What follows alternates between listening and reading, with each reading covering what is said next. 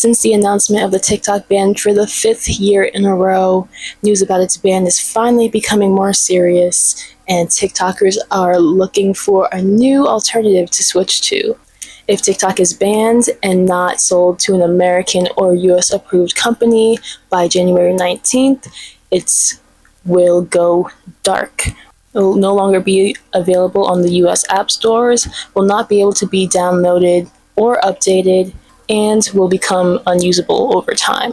There have been rumors that the Supreme Court is trying to postpone the ban for 270 days or until October 15th, but until then, they are really just stalling and kind of wasting time until it does get sold to a US company, but for now, ByteDance does not seem to be budging.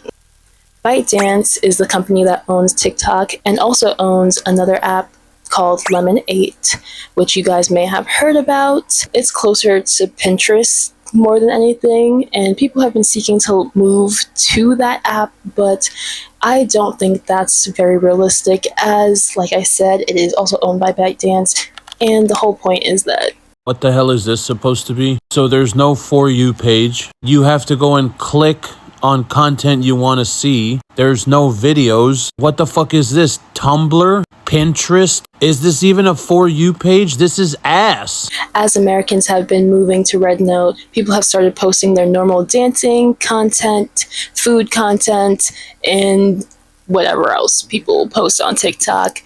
Recently, people have been trying to integrate and just sharing their cultures, having some of the app's original users ask for Americans' help on things like homework, things on their slang, such as what Riz means, and a lot more.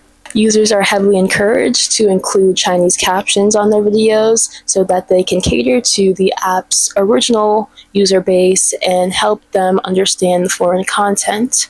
TikTok replaced Musical.ly on August 2nd of 2018. Its growth increased exponentially as the pandemic occurred in 2020, allowing users to create their own community from home as we were confined to our four walls. Over the last 5 years, TikTok has become a stable source of income for so many through its use of its TikTok creator programs, affiliate links, through TikTok Shop, through brand deals, and giving users a platform to promote their businesses. TikTok creators have been able to rise to stardom and new levels of fame, such as Charlie and Dixie D'Amelio. Existing creators on apps like YouTube have increased their audiences tenfold, and people have been able to create entirely different lives for themselves. TikTok has notably differentiated itself as a community unlike any other app, offering relatability never seen before, a unique sense of humor, a hub of education and idea generation, an unfiltered news source, the modern version of radio to discover new music, one of the most innovative algorithms that other apps just haven't seemed to been able to compete with, through tailoring content for you through its For You page, and so much more. If you don't know, let's get into a little bit of the economics. Gross domestic product tells us how much money a country's economy makes from producing goods and services. TikTok has allowed the United States GDP to increase by over $24 billion last year alone, and has contributed over $15 billion to small businesses. Apps like Instagram, Facebook, Snapchat, and YouTube have all tried to compete with TikTok's algorithm through Reels, Spotlight, and Shorts, respectively. But none of these apps have even come close to having the same impact, chokehold, or trust that TikTok has. This week alone, Lemon8 and Rednote have become the most downloaded apps on both iOS and Android devices, showing Americans' retaliation against America's corporate greed for sole access to our data. As we all know, this ban is ultimately all about control. Last week, the American government showed its true colors at the US Supreme Court as TikTok had to plead its case as to why it should stay. Senator Tom Cotton interrogated TikTok CEO Xiao Zhiqiu about whether or not he's involved with the Chinese, let's say, communication party.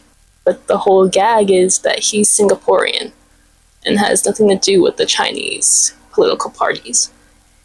Here's the clip. You said today, as you often say, that you live in Singapore. Of what nation are you a citizen? Singapore. Are you a citizen of any other nation? No, Senator. Have you ever applied for Chinese citizenship? Senator, I served my nation in Singapore. No, I did not. Do you have a Singaporean passport? Yes, and I served my military for 2.5 years in Do you Singapore. have any other passports from any other nations? No, Senator. Your wife is an American citizen. Your children are American citizens. That's correct. Have you ever applied for American citizenship? Not yet. Okay. Have you ever been a member of the Chinese Party? Senator, I'm Singaporean. No. Have you ever been associated or affiliated with the Chinese Party? No, Senator. Again, I'm Okay. Singaporean. Let me ask you some hopefully simple questions. Every single app ever made takes users' data to analyze our spending patterns, what holds our attention, and how to successfully sell products to us. This is seen in every 1,000-page file of terms and conditions that no one reads. The big company giants like Meta, who own Facebook and Instagram, and the US government want to be able to control the content that we consume. Think about how many news stories you've encountered on TikTok that you would have never learned about if your only news source was the 10 o'clock news.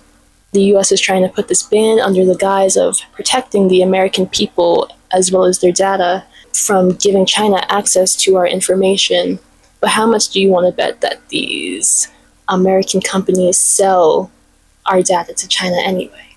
It's always been known that China is ahead of US technology by light years and sells products such as phones and cars that will let us know that the US purposefully keeps us in the dark so that they can penny pinch and force us to settle for less. If you guys reached the end of the video, leave a like, subscribe, and leave a comment down below.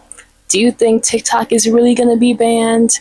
Do you think its ban will be extended indefinitely or at that 270-day mark? Will you be moving to Rednote or Lemon8 or any of the other apps that everyone's trying to immigrate to? And if not, what apps are you thinking of moving to? Do you think this will finally allow you to increase your attention span again?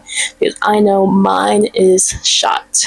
So maybe this will be a good thing to help us pick up more hobbies, but ultimately, no one wins in this race.